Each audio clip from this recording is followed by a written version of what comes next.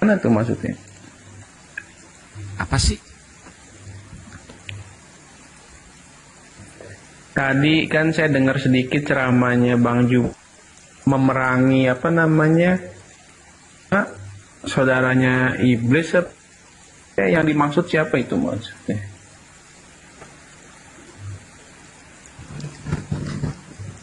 Di dalam pemahaman kami umat Islam, Al-Quran menjelaskan minal jinnati wan nas, dari jin dan dari manusia. Jadi ada pembisik dari golongan jin, ada pembisik dari golongan manusia. Golongan dari jin disebut iblis, golongan dari manusia disebut kafir.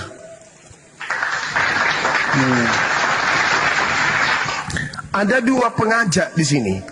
Islam mengajak, Kristen pun mengajak. Islam mengajak manusia menyembah kepada pencipta langit dan bumi yang maha suci lagi maha tinggi. Kristen mengajak manusia menyembah kepada makhluk bernama Kristus yang pernah mati. Itu pembedanya, itu di situ. Islam mengajarkan manusia untuk menyembah beribadah kepada sang pencipta yang maha suci lagi maha tinggi. Kristen mengajarkan manusia menyembah kepada makhluk yang digantung secara terkutuk di atas salib. Itu pembedanya kita. Oke, paham. Yang dimaksud tadi memerangi itu, memeranginya dalam cara apa, Bang? Seperti memerangi ini. Dibunuh kah? Oh enggak, bukan, itu dilarang dalam Islam. Oh, ya. Jadi diperangi. Ketika kemudian Kristen menghina Nabi Muhammad, menghina Allah, mendirikan STT, menghujat Allah, membuat lembaga Bible, menghujat nama Allah, maka Islam harus datang memerangi itu, meluruskan. Faqatilu awliya as-syaitan, perangi saudara-saudara setan itu supaya mereka sadar. Coba, Anda diajak menyembah kepada makhluk yang digantung di atas salib, kan? Betul? ya betul. Siapa yang ngajarin? Maksudnya siapa yang ngajarin bagaimana? Siapa yang ngajarin menyembah makhluk itu? Saya menemukan Yesus Kristus itu di dalam pengalaman pribadi sih, Bang. Dalam pengalaman spiritual. Nah ini. Apa kata iblis di dalam Lukas 4 nomor 6? Aku akan memberikan kuasa kepada siapapun yang aku kehendaki.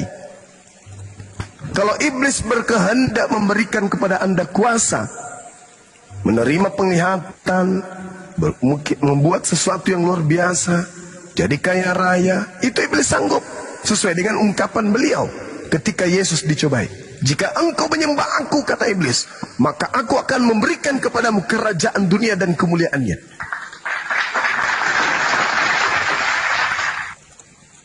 Jadi orang menyembah setan pun akan kaya raya. Karena betul, setuju, tapi silakan. Betul, itu saya setuju. Itu tapi konteksnya itu, Bang, itu lebih ke arah misalkan kita ke Gunung Kawi, kasih sesajen, terus kita jualan apa, bakso apa-apa, terus kita jadi kaya, rame, laris, dagangannya gitu, Bang. Ya, itu juga termasuk. Itu termasuk juga itu. Sekarang yang jadi pertanyaan, siapa yang mengajak saudara dan mengajarkan saudara saya ini menyembah kepada makhluk yang menjadi korban penyaliban? Ya, banyak dari, selain pengalaman pribadi, ya banyak dari mentor-mentor hamba-hamba Tuhan yang saya lihat atau kenal. Bagaimana? Baik dari YouTube ataupun dari secara langsung sih. Lalu bagaimana dengan nasihat Yesus yang berkata, jika ada orang berkata dia bertemu dengan Yesus di padang gurun, bertemu Yesus di sini, bertemu Yesus di sana, jangan kau percaya. Itu konteksnya itu nanti ketika di periode tribulasi, Bang, ketika di 7 tahun masa kesusahan besar. Itu bukan masa lampau.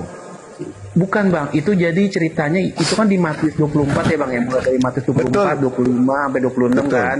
Itu kan di Matius 24-nya itu perikopnya pertamanya khotbah tentang akhir zaman, terus berlanjut sampai Matius 26 kalau nggak salah. Itu Oke, itu bang. oke. Itu boleh aja Anda mengatakan seperti itu.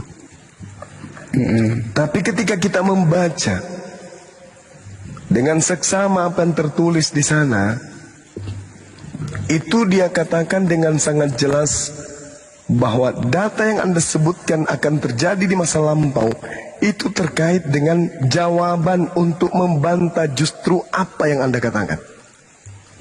Dia katakan gini, kalau ada orang berkata ada Yesus di sini, ada Yesus di sana, jangan kau percaya. Jangan. Sebab kedatanganku yang kedua, nah baru menjelaskan masa akhir zaman. Jadi sebelum masa itu datang, ada yang mengaku bertemu dengan saya, jangan kau percaya. Kata Yesus nih, maka orang-orang yang ada di Yudea, tuh, berarti masa itu, harus melarikan diri ke pegunungan. Orang yang sedang berperanginan di atas rumah, janganlah ia turun untuk mengambil barang-barang di rumahnya. Dan orang yang sedang di ladang, jangan ia kembali untuk mengambil pakaiannya. Celakalah ibu-ibu yang sedang hamil atau yang menyusui bayi pada masa itu. Berdoalah supaya orang yang sedang di ladang, janganlah ia kembali.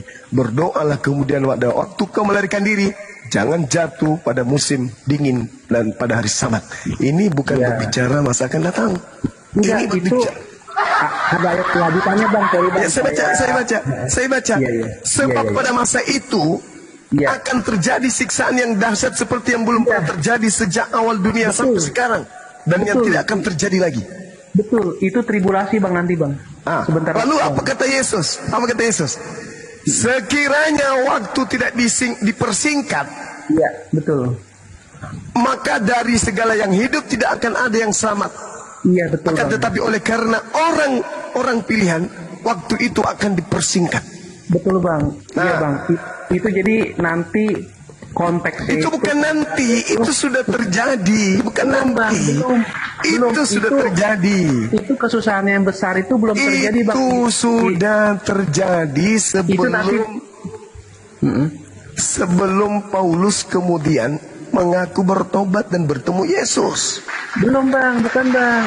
Ini sudah template-nya terjadi, beda, Bang. saudara.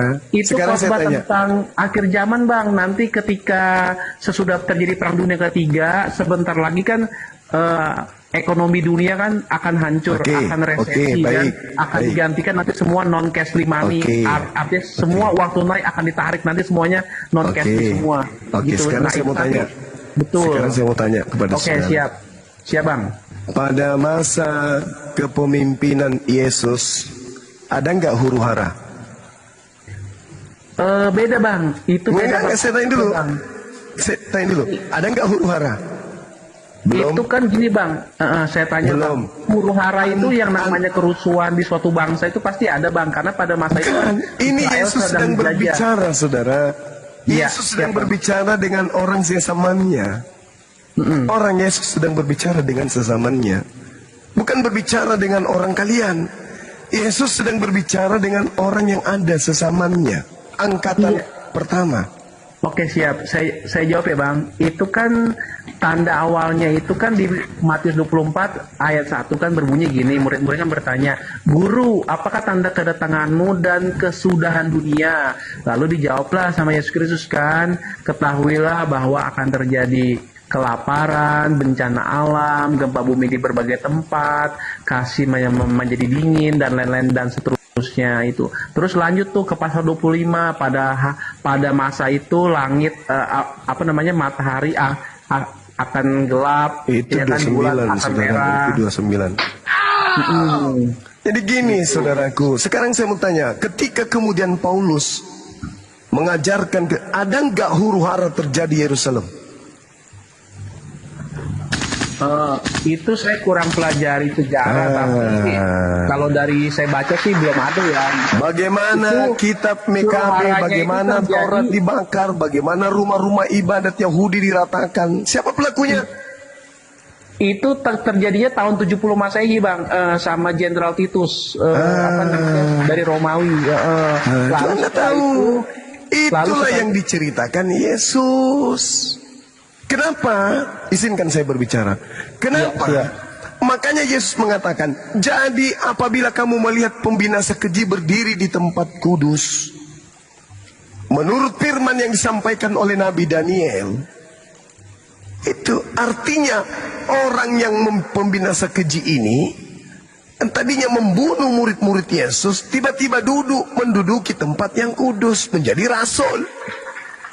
Apa yang terjadi? Semakin ponga orang Roma, semakin hebat dia memporak-porandakan Yerusalem. Anda harus tahu itu, jutaan orang Yahudi dihabisin. Itu sejarah itu. Kalau berbicara mengenai akhir zaman, beda. Itu ceritanya di data nomor 27 ke bawah. Jadi kata Yesus, sejak aku terangkat ke langit, bila mana ada orang yang berkata, ada Mesias di sini, ada Mesias, jangan kau percaya. Sebab sama seperti kilat memancar dari sebelah timur dan melontarkan cahayanya sampai ke barat, demikian pula kedatangan anak manusia kelak. Itu baru bercerita akhir zaman, di mana ada bangkai, di situ burung nasar berkerumun. Segera sesudah siksaan pada masa itu, matahari akan menjadi gelap, bulan tidak bercahaya, bintang-bintang akan berjatuhan dari langit, dan kuasa-kuasa langit akan guncang. Pada waktu itu akan nampak tanda anak manusia di langit, dan semua bangsa di bumi akan meratap, dan mereka akan melihat anak manusia Yesus datang di atas awan-awan dengan segala kekuasaan dan kemuliaannya. Itu baru akhir zaman. Kalau yang tadi itu adanya pembinasa keji. Setelah pembinasa keji itu duduk di tempat yang suci, dia memporak-porandakan kemudian Yerusalem. Maka Yesus mengatakan, maka orang-orang di Yudea harus melarikan diri ke pegunungan. Karena itu bercerita peperangan yang dipimpin oleh pembinasa keji yang menduduki tempat suci, menjadi paus, menjadi rasul. Itu yang harus Anda pahami. Maka Yesus tekankan, jangan kau percaya ketika ada orang berkata, ada Yesus di sini, ada Yesus di sana. Jangan kau percaya, jangan kau pergi ke sana. Sebab Kristus palsu dan nabi-nabi palsu akan muncul, dan mereka akan mengadakan tanda-tanda yang dahsyat dan mukjizat-mukjizat, sehingga sekiranya mungkin menyesatkan orang-orang pilihan. Siapa orang pilihan? Ke-12, ke-11 murid Yesus. Yohanes 6 nomor 70, bukankah aku yang memilih engkau? Jadi orang-orang pilihan ini juga akan disesatkan kemudian. Jangan kau percaya, camkanlah. Aku sudah mengatakan terlebih dahulu kepadamu. Jadi apabila ada orang berkata, lihat Yesus ada di padang gurun, jangan kau pergi ke situ. Atau lihat ia ada di dalam bilik penjara, jangan kamu percaya. Sebab, nah ini baru berbicara mengenai akhirat, mengenai tanda-tanda kiamat. Sebab aku untuk datang yang kedua kalinya, sama seperti kilat memancar dari sebelah timur dan melontar cahayanya sampai ke barat, demikian pula lah kedatangan anak manusia kelak. Tolong dipahami itu. Tolong dipahami. Oke. Boleh saya jawab, Bang? Silakan. Jadi gini, Bang. Itu namanya di dalam di dalam pemahaman teologi itu namanya double application. Jadi double application itu adalah pernah terjadi di tahun John, 70. nanti lagi jangan ketawa dulu ya, gua nggak suka John. Oke. Silakan. Oke.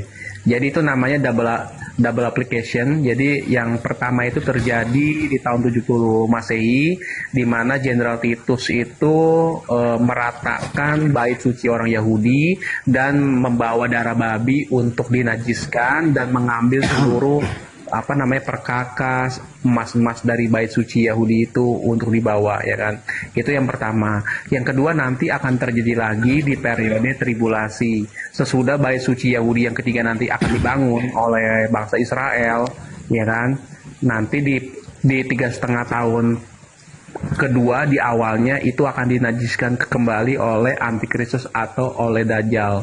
Kalau di dalam pemahaman kekristenan seperti itu, yang diawali dengan terjadi perang dunia ketiga, kolapsnya ekonomi dunia, dan terjadinya rapture. Bang Juma pernah dengar tentang rapture nggak? Pernah dengar bahasa rapture nggak? Atau tribulasi?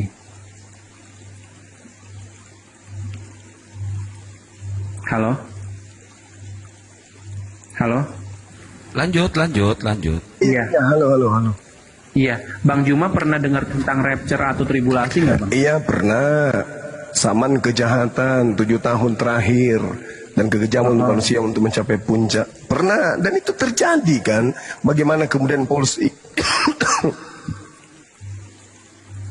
Lagi sakit ya, Bang?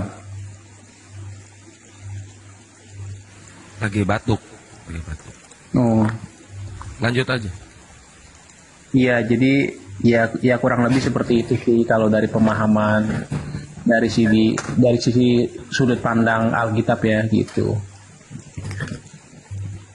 Nah sekarang gini, kalau Anda menolak itu, coba kita lihat dalam Lukas 21. Ketika Yesus mengangkat muka, melihat kepada orang-orang kaya, dan seterusnya. Lalu kemudian Yesus berkata, aku berkata kepadamu, sesungguhnya janda miskin ini memberi lebih banyak daripada semua orang itu.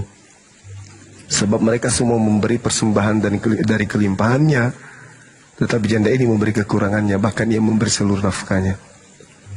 Ketika beberapa orang berbicara di bait suci, mengagumi bangunan itu, yang dihiasi batu indah-indah dan berbagai barang-barang persembahan, berkatalah Yesus, apa yang kamu lihat di situ akan datang harinya di mana tidak ada satupun akan dibiarkan tergeletak di atas batu lain.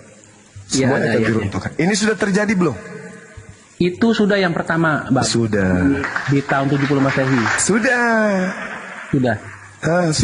Makanya Yesus mengatakan, ditanya oleh Yesus, oleh muridnya, Guru, bila mana itu terjadi? Apakah tanda kalau itu akan terjadi? Apa jawab Yesus? Waspada supaya kamu jangan disesatkan, sebab banyak orang akan datang dengan memakai namaku dan berkata, akulah dia. Dan saatnya sudah dekat, jangan kamu mengikuti mereka. Terjadi tidak ini? Sudah terjadi tidak ini? Itu belum, Bang. Nah ini kesalahan Anda itu di sini. Kalau Anda mengatakan itu belum, coba Anda baca nomor 12-nya dari Lukas 21. Tetapi sebelum semua itu terjadi, kamu lebih dulu ditangkap dan dianiaya. Siapa kamu di situ, Bang? Nah, itu double application. Jadi bisa untuk murid-murid di itu abad Anda jawab pertama, karena Anda Kristen. bisa juga untuk orang-orang Kristen nanti di periode tribulasi yang tidak di rapture. Pengikut Yesus sudah tak ada di sini, ya Allah ya Karim. Pengikut Yesus hari ini sudah tak ada. Gimana, Bang? Sorry. Pengikutnya Yesus hari ini sudah tak ada. Ini berlaku untuk masa itu, masa lampau. Baca nomor 12-nya. Tetapi sebelum semua itu, kamu di sini bukan untuk orang Kristen. Justru Kristen inilah yang akan ditemui Yesus dan akan diusir. Penyalah daripadaku, kalian semua adalah pembuat kejahatan, aku tidak mengenal kalian. Sedangkan yang dimaksud di sini, waspadalah supaya kamu jangan disesatkan, sebab banyak orang yang akan datang dengan memakai namaku dan berkata, akulah Yesus, akulah dia, dan saatnya sudah dekat, jangan kamu mengikuti mereka. Banyak orang, Lukas, Markus, Matius, termasuk penulis Lukas ini, jangan kau ikuti mereka. Karena Lukas ini hanya melakukan penyelidikan sehingga ia mendapat pernyataan-pernyataan Yesus tersebut. Jangan kau ikuti mereka. Tetapi sebelum itu terjadi, wahai murid-muridku, kalian akan ditangkap dan dianiaya. Kamu akan diserahkan ke rumah-rumah ibadah dan di penjara-penjara, dan kamu akan dihadapkan kepada raja-raja dan penguasa oleh karena namaku. Ini dialami tidak murid Yesus yang pertama? Angkatan pertama dialami nggak? Angkatan pertama dialami dalam arti yang mengalami penyiksaan itu. Iya. Mengalami Terus penyiksaan siapa yang kedua yang Anda maksud? Itu nanti di periode tribulasi, Bang. Siapa? Kristen? Iya, betul, Bang. Siapa yang bakal menganiaya Kristen? Nanti bang. Siapa Nanti, yang mau menganiaya kalian? sebentar lagi bang sama Siapa? Siapa? Nanti Di Kristus bang, mana? nanti bang. Di mana sejarahnya? Yahudi tidak pernah menganiaya kalian. Siapa yang pernah menganiaya Kristen di atas muka bumi ini? Tunjuk. Siapa yang pernah menganiaya Kristen? Dulu itu di abad pertama itu, ya kan, kerajaan Roma itu banyak membunuh, Nah, membakar, itulah dia. mengasih makan Justru singa. kalianlah penganiaya itu.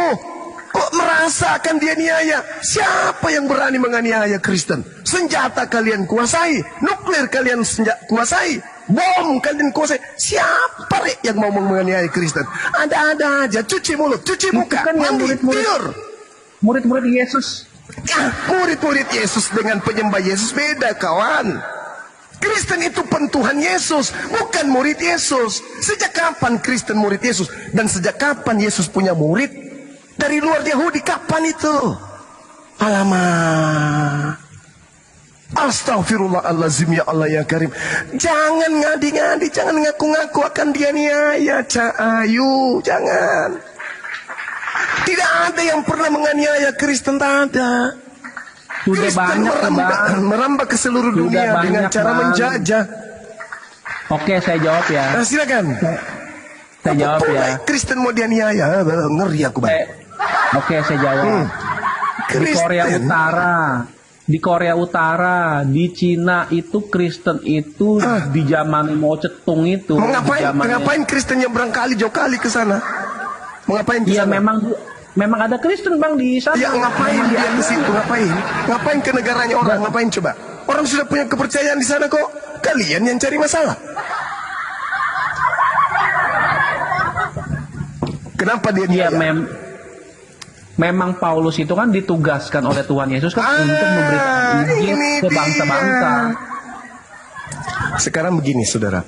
Tetapi Oke. sebelum semua itu kamu akan ditangkap dan dianiaya. Pertanyaan saya, siapa penganiaya murid Yesus? Ya. Siapa banyak. yang menganiaya murid Yesus? Iya banyak. Yang Siapa? pertama-tama di jemaat di Iya, abad siapa? pertama itu kerajaan Roma. Kenapa lari ke situ? Tunggu dulu. Siapa pertama-tama yang menganiaya murid Yesus? Iya itu Ya itu. ahli-ahli Taurat, orang Siapa? Farisi, Siapa? dan- Siapa? dan Siapa? kerajaan Roma. Iya, Siapa? waktu itu kan Kok kerajaan sisanya Roma? Oke, saya jawab ya Bang ya, boleh ya? Nah, Saya jawab ya. Silakan. Pertama-tama memang sebelum itu kan memang kan waktu itu kan namanya kan Saulus. Saulus itu memang belum bertobat waktu itu. Saulus bertobat itu, dari? Iya, sebentar saya jelaskan dulu. Saulus itu kan adalah orang Farisi. Dia itu berkobar-kobar untuk menganiaya dan memburu murid-murid Yesus yang percaya bahwa Yesus itu mati dan bangkit pada hari ketiga, ya kan?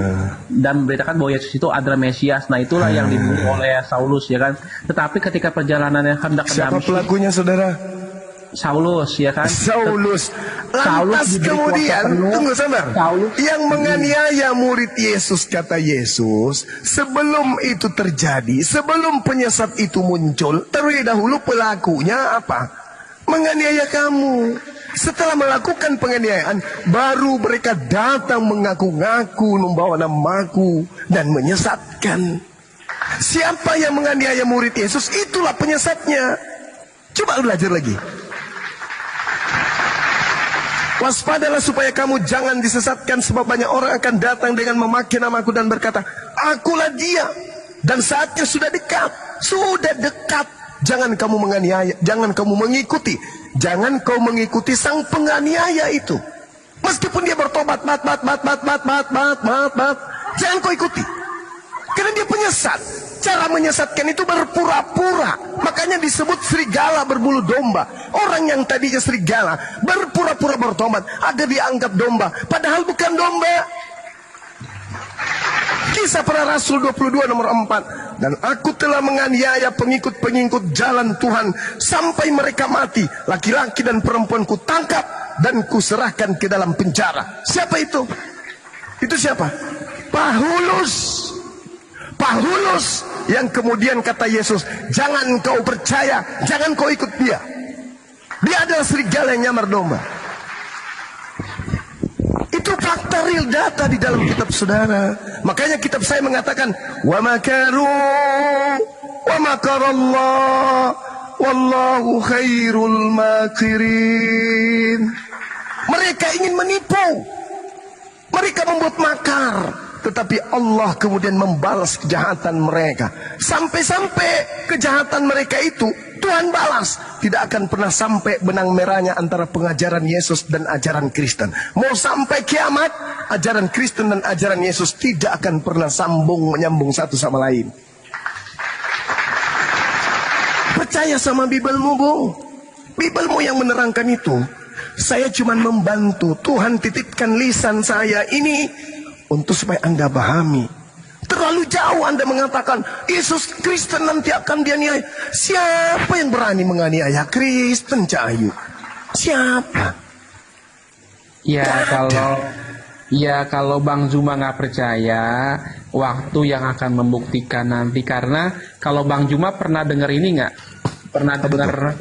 Pernah dengar New World Order atau One World Order, suatu tatanan dunia baru dan satu agama dunia, yang dimana tahun 2020 itu kemarin pemuka-pemuka tokoh agama dunia itu sudah ketemu semuanya, mulai dari Paus sampai dengan pemimpin-pemimpin tokoh agama dari Yahudi, Islam dan lain-lain di KTT 20 apa berapa gitu tahun 2020 pernah dengar nggak? Dan mereka mencanangkan bahwa we serve the same God, artinya kita menyembah Tuhan yang sama. Itu yang disebut kalau di saya belajarnya bahwa itu adalah one world religion, jadi suatu agama dunia baru, nanti semua agama nanti akan dipersatukan menjadi satu gitu.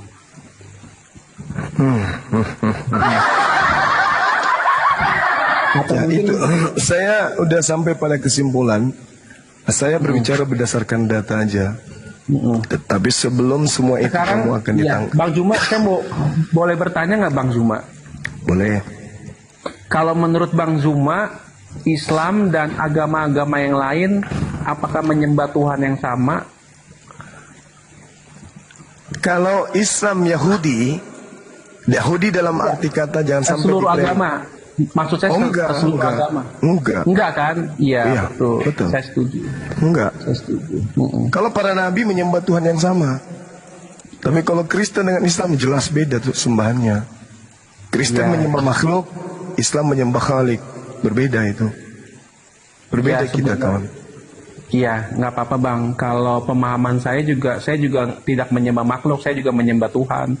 Ya, Sang Pencipta langit dan bumi. Cuman Pencipta langit dan bumi itu pernah menjelma menjadi manusia. Ini penyakitnya itu di situ, saudara.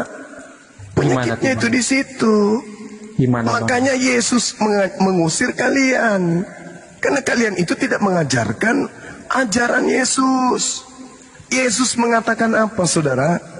Barang siapa yang meniadakan setitik pun dari hukum Taurat dan mengajarkan kepada orang lain, maka dia akan menempati tempat yang terhina di kerajaan langit.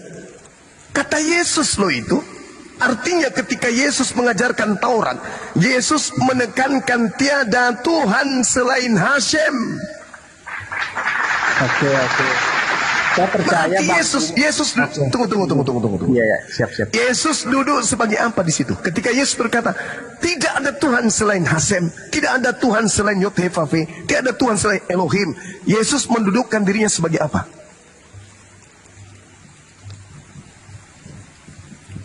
Ya, sebagai anak kawan. Ya, ayolah kawan. Ayolah, berpikirlah rasional. Kalau Yesus Anda sebut anak sama dengan hamba. Anak-anak Tuhan sama dengan hamba-hamba Tuhan. Selesai sudah. Kalau Anda mengatakan Yesus mendudukkan dirinya sebagai anak, inna lillahi wa inna ilaihi raji'un. Yang dimaksudkan anak tunggal yang dimaksudkan Elohim itu artinya the begotten son, artinya anak tunggal Elohim, Bang. Gitu. Jadi anak di sini, saudara, orang-orang Yahudi yang taat itu semuanya disebut sebagai anak-anak Tuhan. Anak itu artinya hamba.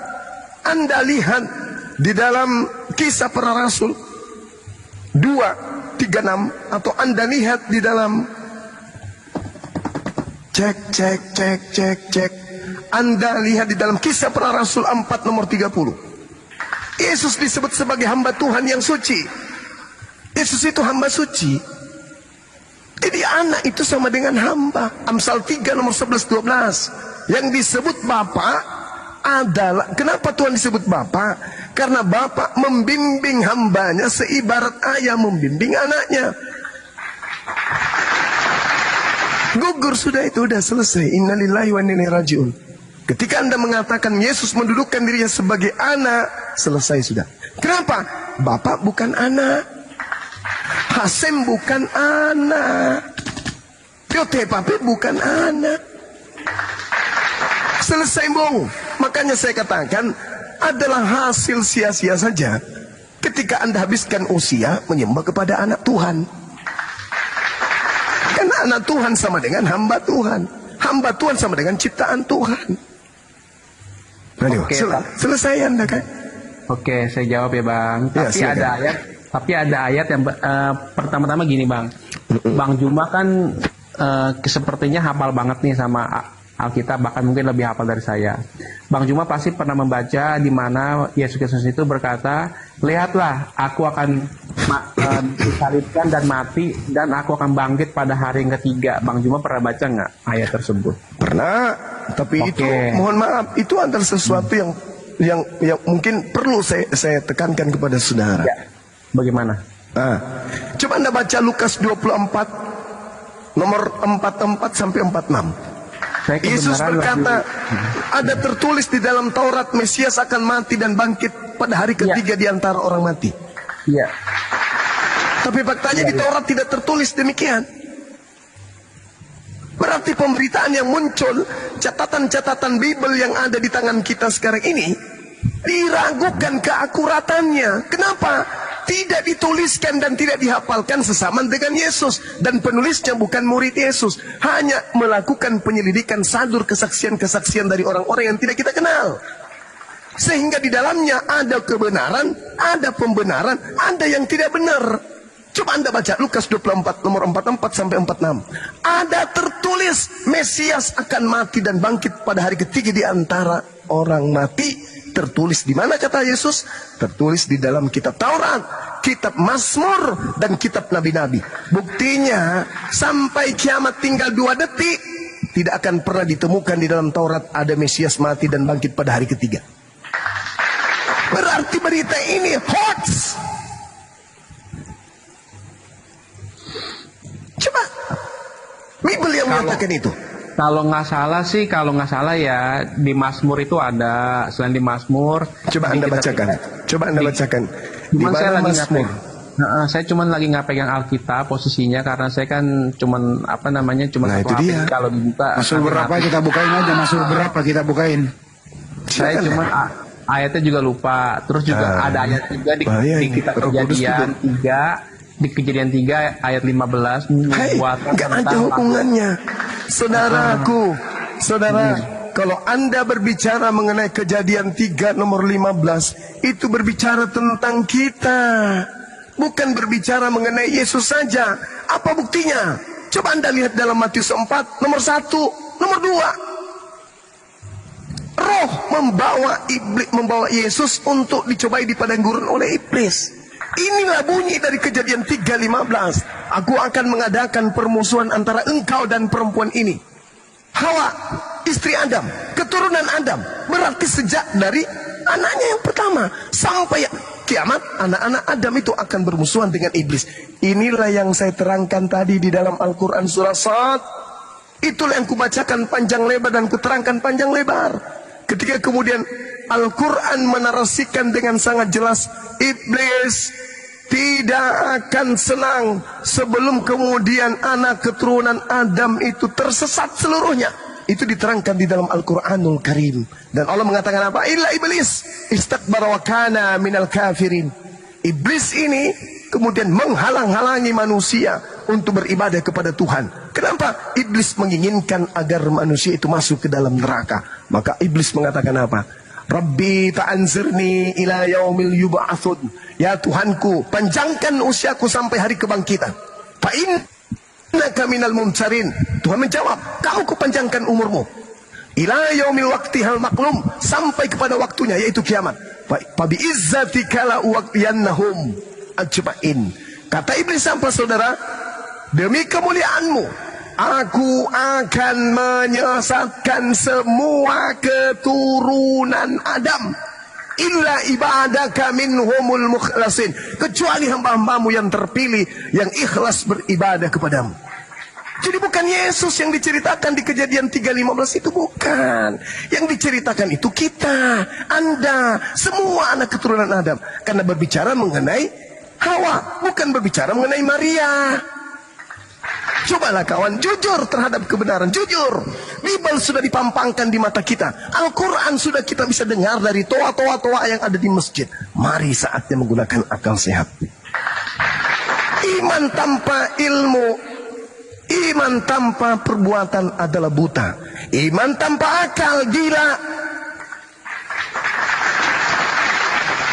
Kata Yesus, kasihi Tuhanmu dengan akal, bukan dengan iman. Iman itu adalah manifestasi yang menetes murni dari akal. Iman yang menetes dari akal ada mendapatkan kedudukan iman yang benar. Tapi iman yang menetes tanpa akal, itu namanya iman gila. Bagaimana orang gila memakan sampah karena dia tidak mengetahui dari aspek akalnya bahwa itu adalah sampah. Dia makan, enak menurut dia. Kenapa? Akalnya mati. Anda menyembah makhluk yang digantung, yang dikubur, yang ditonjok, yang ditampar. Kenapa Anda beriman dengan pola seperti itu? Karena iman Anda tidak menetes dari tetesan kebenaran akal. Coba aja pakai akal. Masuk akal nggak Tuhan netek? Masuk akal nggak Tuhan kemudian dipotong nonotnya? Masuk akal nggak? Sementara Yesus mengatakan, kasihi Tuhanmu dengan akal.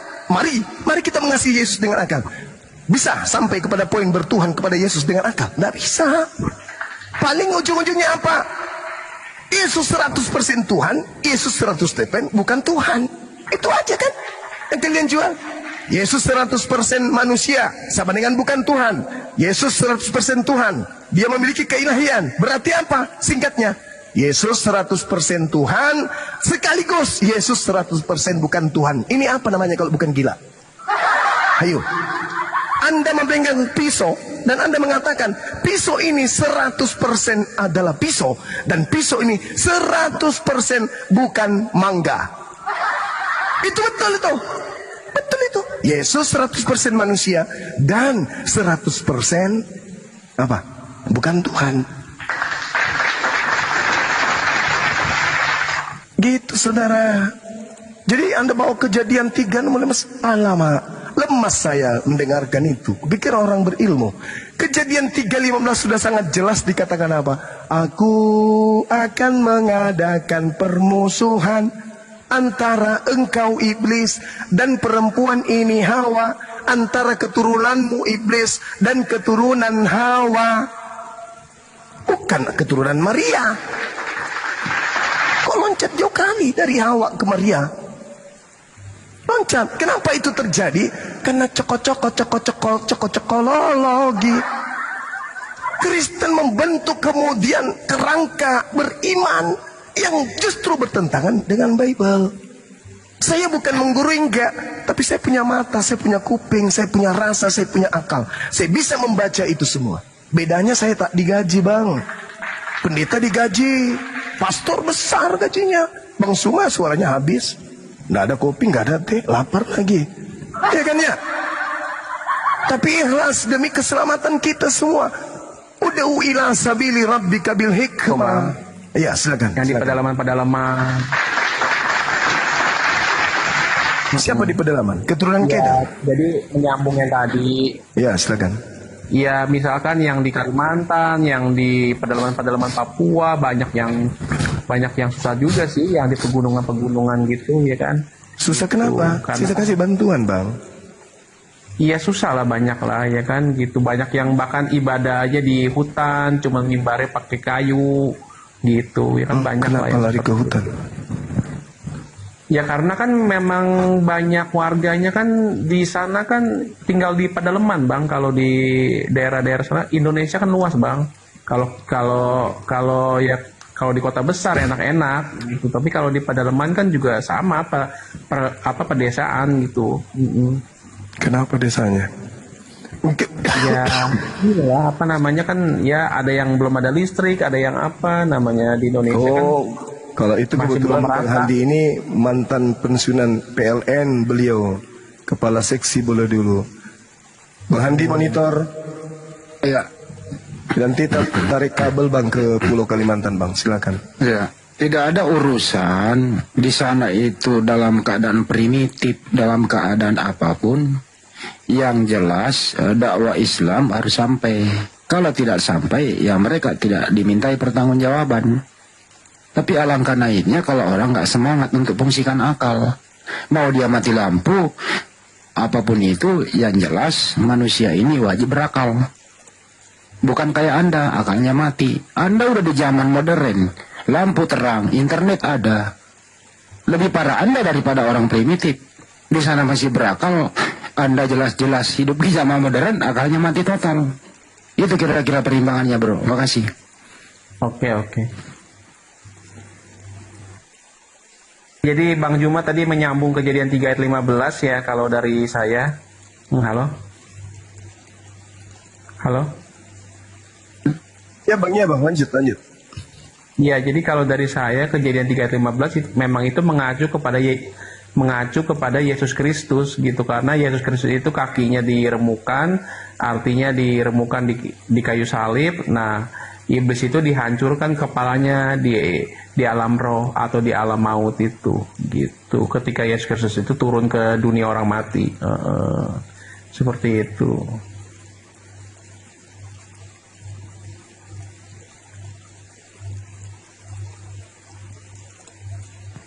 Lu ngomong sebenarnya arahnya kemana sih, bro? Lu kok semakin nggak nyambung ya? Iya, tadi itu kan menyambung yang kejadian 3 ayat 15.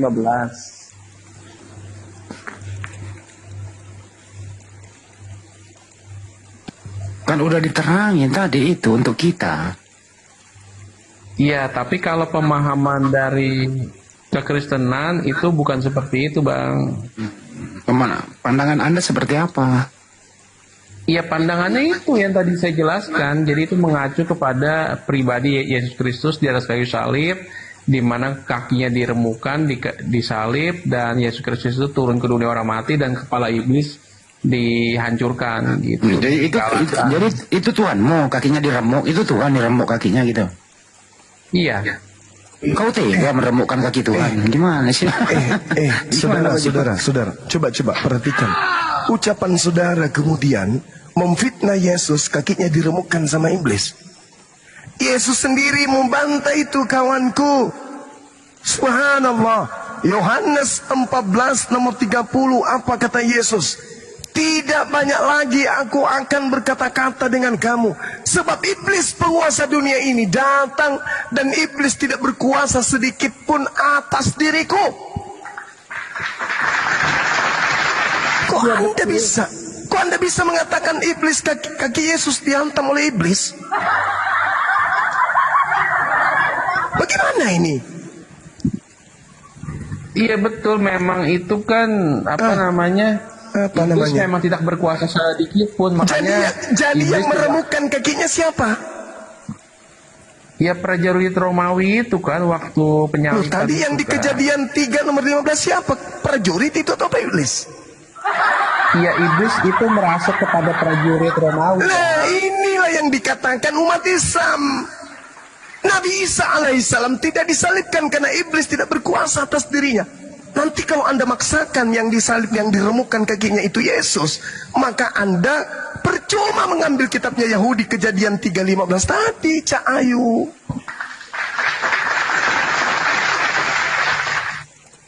Bagaimana ini? Gelas-gelas di meja pun bingung. Anda mengatakan Kejadian 3:15 itu untuk Yesus, kepala iblis botak dihantam di dalam kubur, di alam maut, kemudian diceng sama Yesus. Tapi kakinya Yesus kemudian kakinya diremukkan oleh iblis.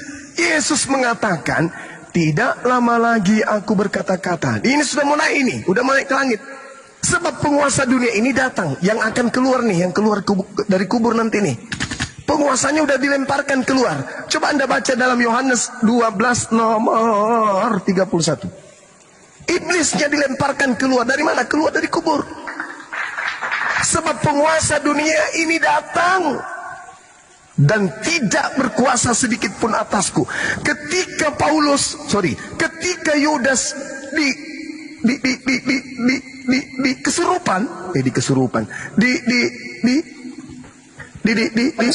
dirasuki sama balok, dirasuki sama setan, tidak berkuasa atas Yesus. Ketika orang-orang Yahudi, imam kepala mahkamah agama, membuat tipu muslihat, membuat kesaksian palsu, membuat kemudian tuduhan-tuduhan, itu tidak mempan untuk Yesus, coy. Yesus orang mulia, Yesus orang suci, mustahil diganggu oleh setan.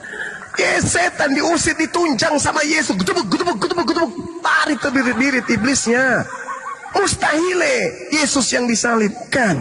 Yohanes 14:30, tidak banyak lagi aku berkata-kata denganmu. Artinya yang berkata-kata di Roma, di Galatia, di Filipi, di Markus, di Lukas, Kisah Para Rasul, itu bukan aku. Tidak lama lagi aku berkata-kata denganmu, tidak lama lagi. Sebab penguasa dunia ini datang, yaitu iblis, penguasa maut. Dan ia tidak berkuasa sedikit pun atas diriku. Aku dengan melenggang enak terangkat ke langit. Iblisnya apa yang dilakukan? Apa yang dilakukan iblis ketika dia datang? Tak ada Yesus lagi, tak ada Nabi. Apa yang iblis lakukan? Setelah di dunia ini tak ada Nabi, Nabi Muhammad belum datang. Apa yang dilakukan oleh iblis?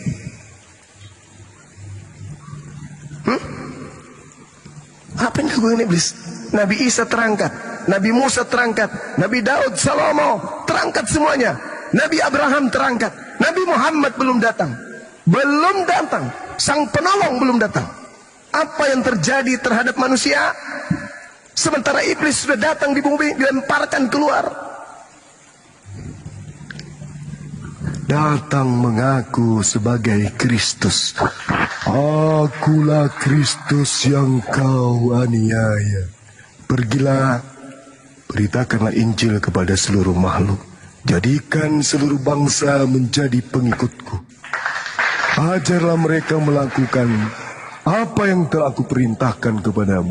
Akulah Alfa dan Omega, sang bintang timur. Itu bang, itu yang terjadi.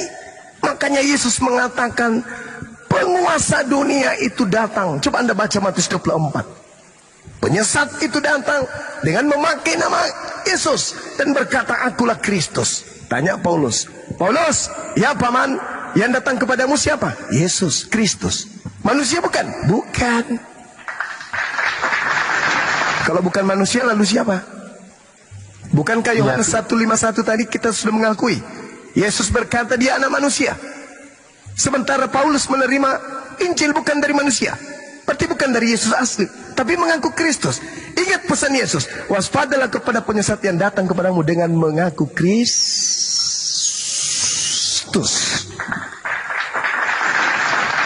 Yang datang kepada Paulus mengaku Kristus enggak? Ngaku manusia enggak? Bukan. Galatia 1 nomor 11 nomor 12. Aku menerima Injil bukan dari manusia. Bukan manusia yang mengajarkan aku Injil, tetapi Kristus. Sopre orang ini. Siapa Kristus ini? Bukan manusia. Ngajarin Injil. Siapa dia? Siapa dia? Kata Yesus, waspada, akan datang penyesat ngaku Kristus. Ini yang ngaku Kristus bukan manusia, ini siapa? Itulah yang dikatakan Yesus. Tidak banyak lagi aku berkata-kata, sebab penguasa dunia ini datang dan tidak berkuasa sedikit pun atas diriku. Yesus mengatakan penguasa dunia datang dan akan menyesatkan banyak orang. Bang, apa namanya? Kalau saya kan memang bukan pendeta, saya juga bukan Sama bukan kita, Bang. Sama. Saya bukan apa lagi. Ya kalau Bang Bima kan ya ustadz lah ya, penceramah ya. Bukan udah juga. udah biasa ngomong sama orang. Kalau saya memang bukan. Jadi kalau saya menyarankan kalau Bang Juma mau berbicara tentang lebih jauh, coba deh apa namanya debat lintas agama, berdiskusi dengan baik dengan misalkan Bang Nursena atau misalkan Saya yang jawab itu semua takut. Bang Nursena diajak sama Gurunda Juma debat offline takut. atau dengan MYM juga takut. Siapa lagi? ketua pendiri ortodok atau dengan mungkin apa namanya mungkin dengan Linda Wijaya mungkin gitu atau mungkin dengan Aduh, saya pengen ketawa dulu Gurunda. ya kan yang lebih ini gitu Mana cuman satu Pak John, cuman satu pertanyaan saya buat lu. Ini lu harus jawab.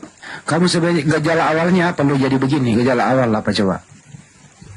gejala awal aduh Apa gejala awalnya?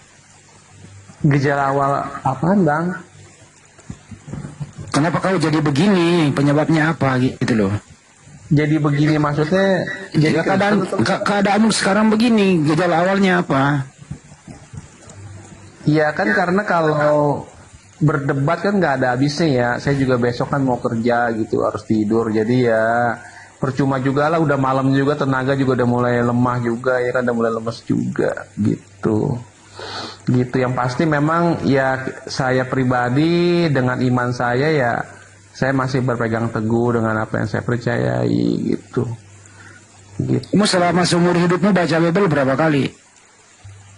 Ya kurang lebih adalah 5 kalian ada sih. Oh, baru 5 kali membaca Bible selama seumur hidup. Gimana ini cuma mau diskusi orang kayak gini? Lu tawarin Cuma 5 Linda kali. Wijaya ke Gurunda.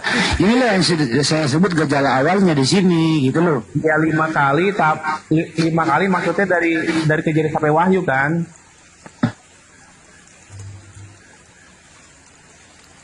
Lima kali maksudnya dari kejadian sampai wahyu kan? Iya. Gitu. Iya. Nah, 5 kali kau membaca itu apa yang kau dapat? Iya bahwa Yesus itu ya adalah ya Yahweh Elohim itu sendiri yang turun ke dunia menjadi manusia gitu. Jadi Yahweh turun menjadi manusia gitu. Betul. Berarti nggak ada Yahweh lagi dong selama jadi manusia. Sifatnya Elohim itu atau sifat Tuhan itu kan dia kan sifatnya itu kan omnipresent. Saya kasih contoh. John, saya kasih contoh. John, saya kasih contoh. Kamu berubah jadi nyemot. Kamu masih ada nggak?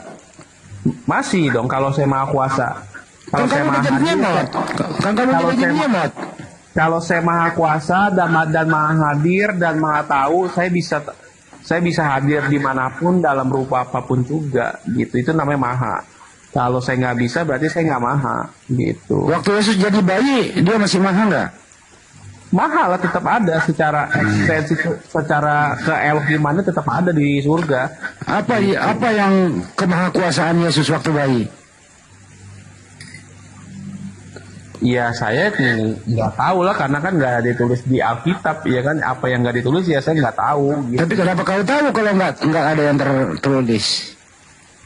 Iya itu kan tadi kan abang kan nanya, ya kan kalau Yesus jadi bayi masih maha kuasa nggak? Ya kan saya jawab, ya masih karena. Ya, alasanmu Tuhan mengatakan itu maha iya. kuasa. Alasanmu mengatakan iya, siapa yang kasih tahu? Iya karena saya belajar lah sifat Tuhan itu kan ada Apa yang kau tahu dan maha hadir. apa yang kau pelajari sehingga kamu mengatakan bayi Yesus maha kuasa? Apa yang kau pelajari? Ya karena sifat Tuhan itu maha kuasa, maha hadir dan maha tahu. Oke, kira-kira Yesus waktu bayi itu udah bisa mencari makanan sendiri atau tidak? Ya saya nggak tahu kalau itu kan saya nggak hidup di sejaman dengan Yesus Kristus. Oke, sekiranya Yesus itu waktu bayi dia butuh air susu ibunya atau dia mencari minuman lain? Saya nggak tahu bang, karena kan saya tidak ada di tempat itu. Tapi kenapa kau tahu dia maha kuasa? Ya karena sifat Tuhan pasti kita kan tahu Tuhan itu pasti sifatnya kan transenden. Bisa nggak sifat Tuhan menjadi bayi? Ya bisa-bisa aja kalau Tuhan mau.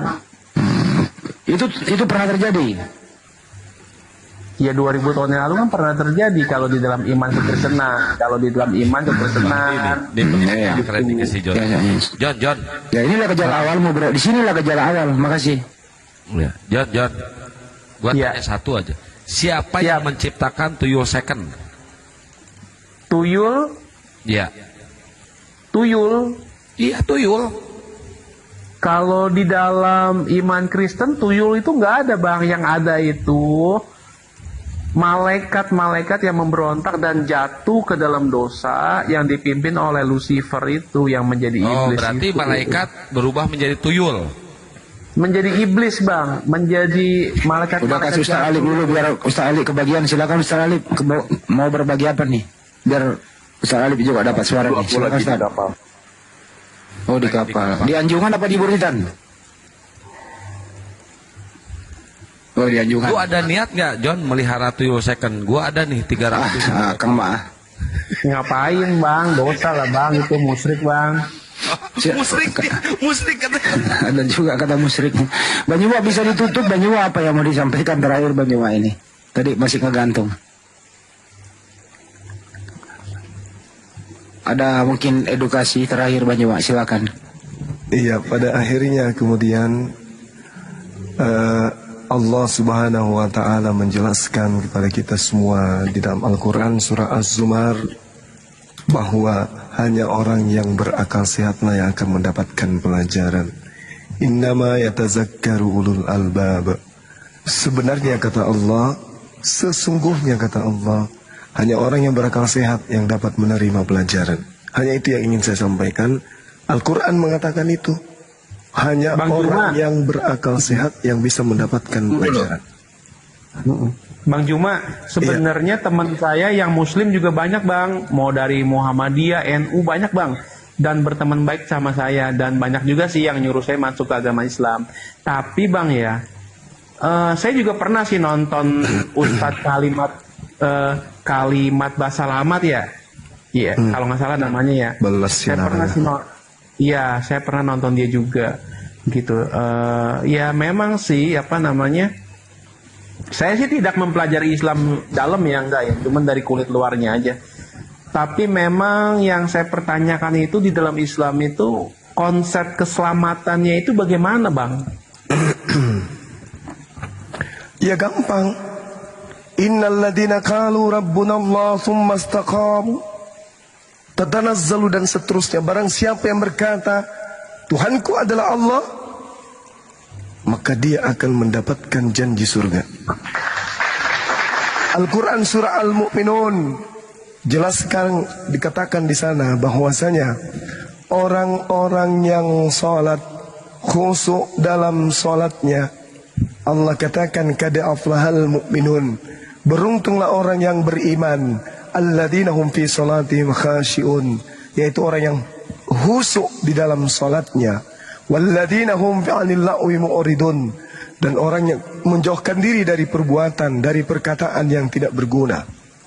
Walladzina hum lizzakati fa'ilun, orang yang berinfak, orang yang berzakat, orang yang bersedekah. Walladzina hum li furujihim hafizun, orang yang memelihara kemudian kemaluannya untuk tidak berzina, illa ala azwajihim, kecuali kepada istrinya.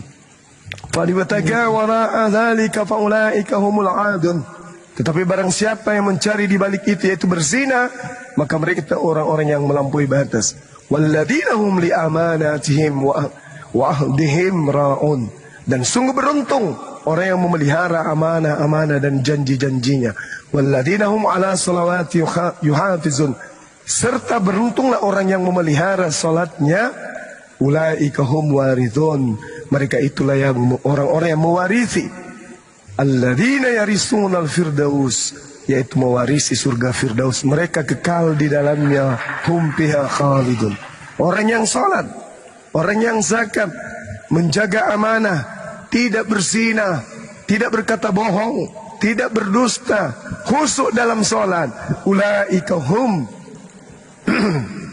alladzina yarithuna al-firdaus, mereka lah orang yang mewarisi surga Firdaus. Hum fiha khalidun, mereka kekal di dalamnya. Sekarang kalau saya minta dalil sama anda, orang yang ibadah minggu, menyembah Yesus, menyanyi di gereja, makan babi, tidak bersunat, kebaktian, apalagi? Apakah ada jaminan surga? Dalil. Gimana bang? Sorry bang. Menyembah Yesus, ibadah Ya. minggu, Oke. makan babi, tidak Ya. bersunat. Kristen, ada gak jaminan surga? Ada di surat Yohanes di mana lagi banyak lah 13. pokoknya. Yohanes mana? Misalkan di Yohanes 8 kalau nggak salah di mana dikatakan aku memberikan hidup yang kekal kepada mereka yang percaya kepadaku. Yang percaya Iya. kepadaku. Barang Sekarang siapa yang ketika percaya kepadaku dan barang siapa yang percaya kepadaku ia tidak akan mati sampai selama-lamanya. Oke, percayakah Anda ketika Yesus berkata aku diutus hanya kepada domba yang hilang dari umat Israel? Percayakah Anda? Itu konteksnya itu. Tidak percaya. Kecidu, nggak percaya ente. Gimana? Itu konteksnya pas sebelum Yesus Kristus itu mati dan bangkit. Tidak ada Bang. konteks-kontesan, tidak ada konteks. Karena yang Anda ingin katakan, pergilah ke seluruh bangsa, jadikan seluruh bangsa. Itu ucapan oknum yang keluar dari kubur. Yang saya maksud ini Yesus. Aku diutus hanya kepada domba yang hilang dari umat Israel. Yohanes 17:9, aku berdoa bukan untuk dunia, tetapi aku berdoa hanya untuk Bani Israel. Matius 10 nomor 5 nomor 6, Yesus berpesan kepada ke-12 muridnya, jangan ke bangsa lain, tapi pergilah kepada bangsa yang hilang dari umat Israel. Apakah Anda percaya?